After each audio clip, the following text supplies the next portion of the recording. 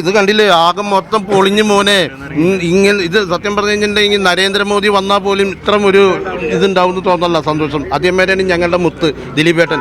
ഇനി ദിലീപേട്ടനെ പിടിച്ചേ കിട്ടൂല. നിങ്ങൾ കണ്ടോ, ഓരോ സിനിമയുടെയും ഓരോ വാക്കുകളും ജനങ്ങൾ ഹൃദയത്തിലേക്ക് ചിരിപ്പിച്ചുകൊണ്ടായിരിക്കും, സങ്കടപ്പെടുത്തിക്കൊണ്ടുള്ള ചിരിപ്പിച്ചുകൊണ്ട് എൻജോയ്മെന്റ് ചെയ്തുകൊണ്ട് അദ്ദേഹം സിനിമാ ലോകത്ത് അടിച്ച് പൊളിച്ച് കയറുകയും ചെയ്യും. എല്ലാ പടങ്ങളും ഞങ്ങൾ വിജയിപ്പിക്കുകയും ചെയ്യും. ഇത് ഉറപ്പായ സത്യമാണ്. സത്യത്തിൽ ദിലീപിനെ ദിലീപേട്ടനെ കുടുക്കിയതാണെന്ന് തോന്നുന്നത്.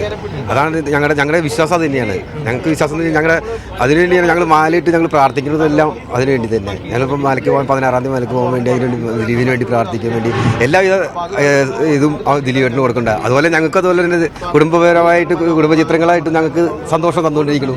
അതുപോലെ തന്നെ ഞങ്ങൾ തിരിച്ചും ദിലീപേട്ടനെ സ്നേഹിക്കുന്നു. അതൊരു ദിലീപിന് സന്തോഷമുണ്ട്. കുറ്റവും ഭയങ്കര സന്തോഷമുണ്ട്. ദിലീപേട്ട ഒരു ആരാധനാണ്. രാവിലെ ഇവിടെ നോക്കിയിട്ടാണ് സന്തോഷം. ഇതിലായാലും സന്തോഷമുണ്ട്. ഞാൻ പാലക്കാട് നിന്ന് വന്നാ.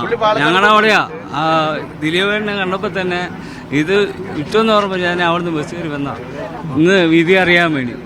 പക്ഷെ ദൈവത്തോട് പ്രാർത്ഥിക്കുന്നു.